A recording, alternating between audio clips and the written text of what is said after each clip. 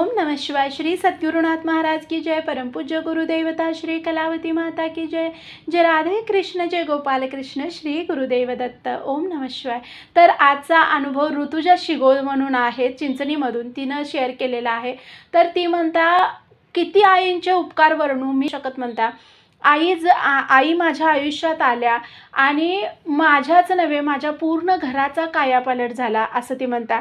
आणि हे सगळ्यांच्याच बाबतीत होतं आहे। फक्त एक थोडा काळ जावा लागतोय सेवेचा, उपासनेचा, आपल्या परीक्षांचा, आणि तो काळ एकदा सरला ना तर आपल्याला कुठलीही ताकद नाही आहे की जी आपल्याला आपलं चांगलं करण्याला अडवू शकेल। तर ती म्हणता, म्हणजे आम्हाला खायचं सुद्धा वांदं होतं, असे दिवस होते। म्हणजे घरी गरिबी होती असं नाही म्हणता, घरी खूप श्रीमंती होती म्हणता। पण माझ्या आईला आम्ही दोघी बहिणी, म्हणजे दोघी मुली, त्यामुळं माझे वडील आमच्याकडे लक्षच द्यायचे नाही म्हणतात।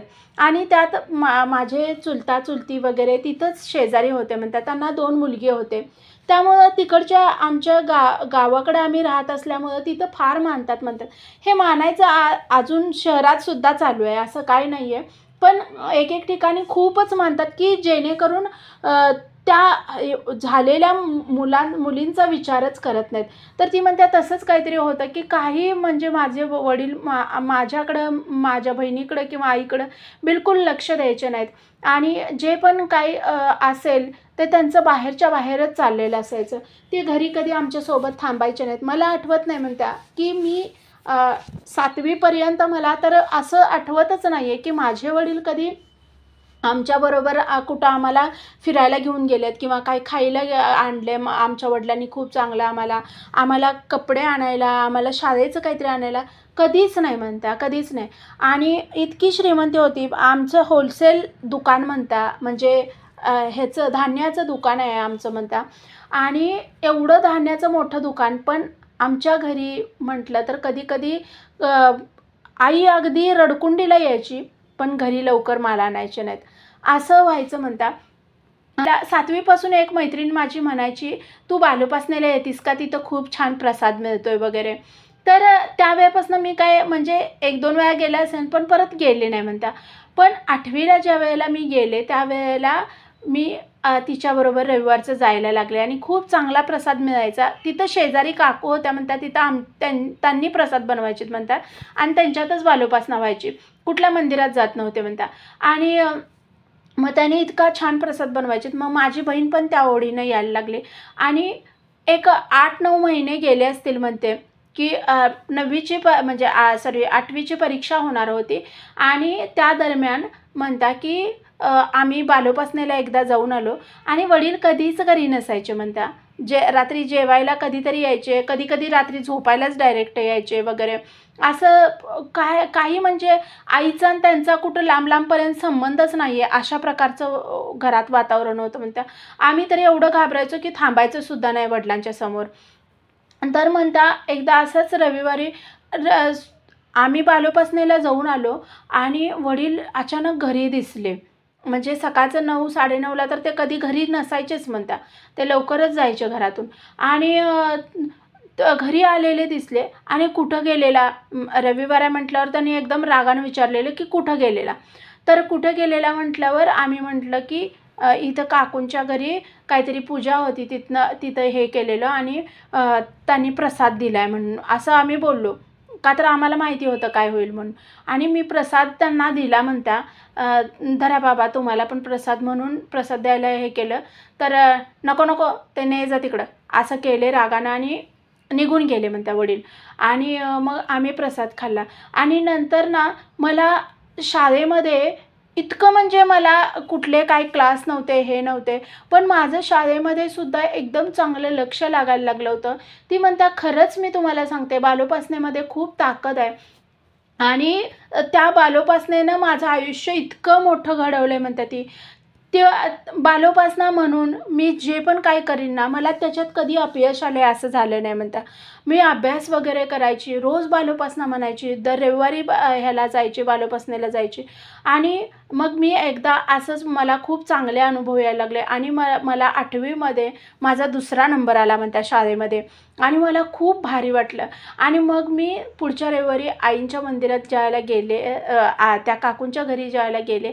त्याला म्हटलं मंदिरातनं मला एखादा फोटो काकू आणून द्या की. मग काकूनी म्हणतात ते त्यांच्याकडचाच एक फोटो होता आईंचा, तो दिला आणि तो घेऊन मी म्हटले आमच्या देवाऱ्यात. तर आमच्या घरी म्हणतात जग आहे म्हणतात, म्हणजे म्हणतात ना ते जग वगैरे असतं देवीचा वगैरे तसं. आणि माझे वडील इतकं देवीला मानतात म्हणता, पण घरातल्या बाईला किंवा मुलींना कधी त्यांनी किंमत दिली नाही म्हणता.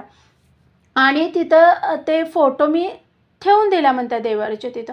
आणि ज्यावेळेला माझ्या वडिलांनी ते बघितलं सकाळी पूजा करताना, हे कुणी आणून ठेवलं म्हणून इतके जोरात ओरडले ते, हे काय आहे, कुणी आणून काय ठेवले हे. तर नाही तिथल्या काकूंनी दिलेला आहे फोटो, ते त्यांनी उचलला म्हणत्या फोटोने, आईंचा फोटो टाकला. आणि माझ्या अंगावर इतके काटे आले म्हणत्या, मला कळायला लागलं होतं आईंचं महत्त्व. आणि माझ्या डोळ्यातून इतक्या धारा लागल्या आणि त्यांच्यापुढं रडणंसुद्धा मुश्किल होतं म्हणत्या. मी ते उचललं पटकन आणि काय न विचारता ह्या घरात जर काहीतरी घेऊन आला ना तर तंगड्याच तोडतो असं बोलले म्हणले वडील माझे. आणि आई पण इतकी घाबरली. आईनं पण देवीची माफी मागितली, आईंची माफी मागितली आणि म्हटले हे असलं काय आणू नकोस बाई घरात ते असं म्हटले आई. आणि वडील माझे रागारागाने पूजा केली आणि निघून गेले. आणि त्याच दिवशी म्हणता माझे वडिलांचा 1-2 तासात माझ्या वडिलांचा ॲक्सिडेंट झाला आणि पाय मोडला माझ्या वडिलांचा. आणि त्यावेळेला त्यांना असं काहीतरी जाणवलं म्हणता, ते फोटो हे केला आणि त्यांनी पाय मोडला. परत मग ते फ्रॅक्चर वगैरे करून घरी ज्यावेळेला आले त्यावेळेला माझ्यावरच चिडले म्हणता, की ते काय नक्की कुणी दिलं होतं तुला, ते ते कशाचं होतं, काय होतं. तर मी इतकी घाबरायची म्हणत्या वडिलांना. तर मी रडत रडतच सांगितलं काही नाही, त्यांची फक्त ते बालोपासना ते नाही आणि ते चांगलं असतंय, सगळ्यांचं चांगलं होतं आहे म्हणून त्या काकूंनी मला हे केले. आणि मग त्यांनी माझे वडील आधीपासून सुशिक्षित असूनसुद्धा वडिलांचे विचार असे, का तर आजूबाजूचं वातावरण भावकीतली किंवा नातेवाईक शिकवणारी लोकं त्याच्यामुळे ते तसे होते. तर त्यांनी म्हणता बघू ते कसलं आहे पुस्तक आणि इकडं ते असं म्हणून बालोपासनेचं पुस्तक घेतलं. त्याच्यावरचं पहिलं पान ज्यावेळेला त्यांनी वाचलं त्यावेळेला त्यांना एक वेगळं काहीतरी. आणि मग त्यांनी डायरेक्ट त्या आईंचा फोटो आहे ना तिथं नमस्कार केला म्हणता. आणि मला एक वेगळं असं वाटलं म्हणता, की काय हा बदल. आणि मी अक्षरशः म्हणजे कल्पनासुद्धा केली नव्हती म्हणता, की असं काहीतरी होईल. आणि त्यांनी एकदम असे पाया पडले म्हणते. ते पहिल्या पानावरचं बालोपासनेचं जे हे आहे सूचना, ती सूचना वाचल्यानंतर त्यांनी आईंच्या पाया पडले आणि म्हटले जा ते फोटो लाव जा. म्हणजे त्यांना आतनं कुठंतरी भीती किंवा आतनं कुठंतरी पश्चाताप झालेला होता. भीती तर नक्कीच वाटलेली होती म्हणत्या पाय ज्यावेळेला मोडला त्यांचा. तर तो फोटो लाव जा म्हटले देवाऱ्यात आणि तो फोटो लावला. आणि मी त्याच्यानंतर म्हणता इतक्या आनंदाने मी रोज बालोपासना करायची आणि माझ्या वडिलांमधला होणारा बदल मला प्रत्येक क्षणाला जाणवायला लागला होता म्हणत्या.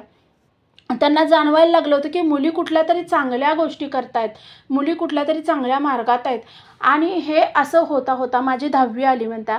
आणि 10वीमध्ये मी पूर्ण शाळेमध्ये पहिली आले म्हणत्या.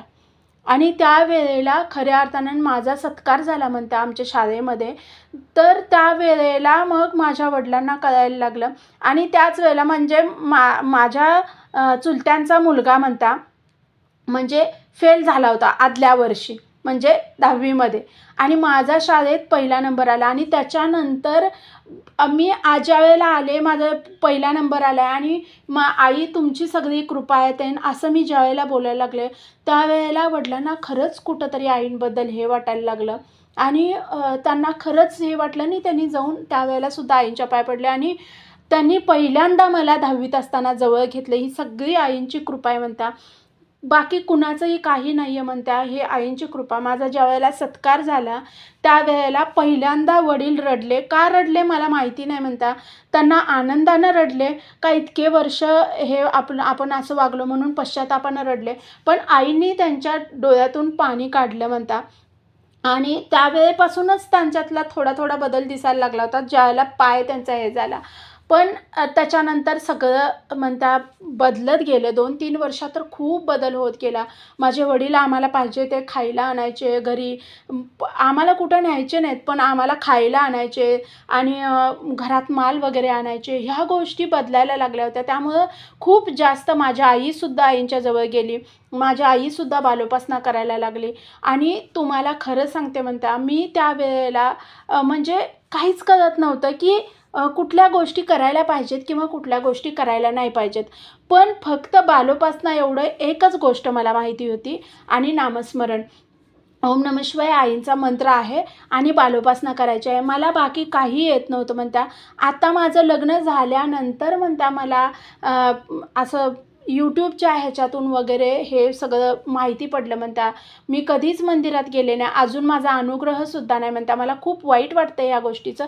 पण म्हणता माझा नंबर आला म्हणता शाळेमध्ये. त्यावेळेला माझ्या वडिलांनी पहिल्यांदा मला जवळ घेतलं. शाळेत सत्काराला ज्यावेळेला आले त्यावेळेला त्यांच्या डोळ्यातलं पाणी ज्यावेळेला मी बघितलं त्यावेळेला मला लक्षात आलं की आईंनी ह्यांना खराच पश्चाताप तरी घडवला आहे किंवा आजपर्यंत मी ह्या मुलींना किती अंतर दिलं, त्या मुलींनी माझं नाव मोठं केलं ह्या विचाराने की त्यांच्या डोळ्यात पाणी आलं असेल म्हणता. नंतर माझं म्हणजे लग्न झालं. माझं ग्रॅज्युएशन कंप्लीट झाल्यावर कॉमर्समधून झालं म्हणता माझं ग्रॅज्युएशन कंप्लीट चांगलं झालं. माझ्या बहिणीचं ग्रॅज्युएशन कंप्लीट चांगलं झालं. माझ्या काकूची दोन्ही मुलं 12वी, एकानं 12वी केल्या म्हणता, एकानं तर 10वीतनंच सोडल्या. आणि हे आमच्या समोर सगळ्या गोष्टी घडत गेल्या म्हणता. मला माहिती आहे म्हणता व्हायरल होणार आहे, हे सगळीकडे जाणार आहे. त्यांनी पण कधीतरी व्हिडिओ ऐकतील. पण हे म्हणता हे रिॲलिटी आहे. त्यांना वाईट वाटायसाठी मी सांगत नाही आहे म्हणता. खरं आईंनी माझं आयुष्य किती सुखकर केलं आहे. माझ्या आईंनी माझ्या आयुष्यात किती मोठे बदल केले. आणि म्हणता माझ्या लग्नाच्या वेळेला म्हणता एक म्हणजे वडिलांना लहानपणापासून जे वाटत होतं मुलगा पाहिजे, मुलीचं खर्च म्हणता माझ्या लग्नाच्या वेळेला ₹1 खर्च करायला लागला नाही. तुम्हाला आश्चर्य वाटेल म्हणता. माझ्या लग्नाच्या वेळेला ₹1 का तर माझं लव्ह मॅरेज आहे म्हणता. मला काहीही खर्च करायला लागला नाही. आणि जे वडील म्हणजे आम्हाला बोलायची ताकद नव्हती वडिलांच्या समोर म्हणता, ते वडील लव्ह मॅरेजला तयार झाले. म्हणजे किती मोठा बदल आईंनी करून घेतला असेल. त्यांनी ओळखलेलं होतं की हिनं जे स्थळ बघितलेलं आहे ते आपल्यापेक्षा गडगंज आहे. म्हणजे माझ्या सासरची श्रीमंती तर माझ्या वडिलांनी मिळवली नाही तेवढी जास्त आहे. ते तरी आहेच आहे म्हणता. पण माझ्या सासरची लोकांची मनं इतकी मोठी आहेत. त्यांनी माझ्या वडिलांकडनं काही घेतलं नाही. मी माझ्या मिस्टरांना एकदा फक्त बोललेले म्हणता की मुलीला द्यावं लागेल, मुलीला खूप जास्त खर्च करावा लागेल, हे वाटत असेल वडिलांना म्हणून लहानपणापासून आम्हाला किंमत दिली नाही, आम्हाला कधी हे केलं नाही. त्या गोष्टी खलत होत्या म्हणत्या कुठंतरी माझ्या मनात. जरी वडील चांगले वागायला लागले होते तरी पण आमचं बालपण ह्यानी घेतलं असं वाटायचं म्हणत्या कुठंतरी. आणि त्यामुळं मला तेवढी असं किंमत वाटायची नाही वडिलांची. आणि ज्यावेळेला मी माझ्या मिस्टरांना लग्नाच्या आधी हे बोलले की असं माझ्या वडिलांनी केलेलं होतं आणि मला सारखं राहतं आहे ह्यांचे पैसे घेऊन लग्न ते नको. तर माझ्या सासू सासऱ्यांनी कुणीही त्यांच्याकडून काही घेतलं नाही म्हणता. माझं लग्न माझ्या सासरच्यांनी केलेलं आहे म्हणता. माझ्या सासरच्यांनी माझं सगळं हे केलं. आणि वडिलांना ही गोष्ट अजून पण कुठंतरी खुपत्या म्हणता. पण वडील आईंच्या मार्गात आले हे मला खूप चांगलं वाटतं म्हणता. आईंचं चरित्र वाचतात, बालोपासना करतात म्हणतात. तर हे खूप चांगलं बदल घडलेले आहेत. आणि खूप माझ्या बहिणीचं पण खूप चांगलं झालं. आमची मुलं वगैरे सगळं छान आईंच्या कृपेने सगळं झालेलं आहे म्हणतात ती. तर हे असे सुंदर सुंदर अनुभव सगळ्यांना येतात. फक्त परीक्षेचे आपले काळ किंवा आपले जे हे असतोय ना म्हणतोय आपण प्रारब्ध, तो थोडासा सरकावा लागतो आहे आणि तो सरकवण्यासाठी सुद्धा गुरुच लागतात आपल्याला. त्यामुळे ते पाय घट्ट धरायचे. असे छान छान अनुभव सगळ्यांना येऊ देत आणि ते अनुभव सगळ्यांपर्यंत शेअर होऊ देत. तर व्हिडिओ आवडला तर लाईक करा, शेअर करा, सबस्क्राईब करा. श्री सद्गुरुनाथ महाराज की जय. परमपूज्य गुरुदेवता श्री कलावती माता की जय. जय राधे कृष्ण, जय गोपाल कृष्ण, श्री गुरुदेव दत्त. ओम नमः शिवाय.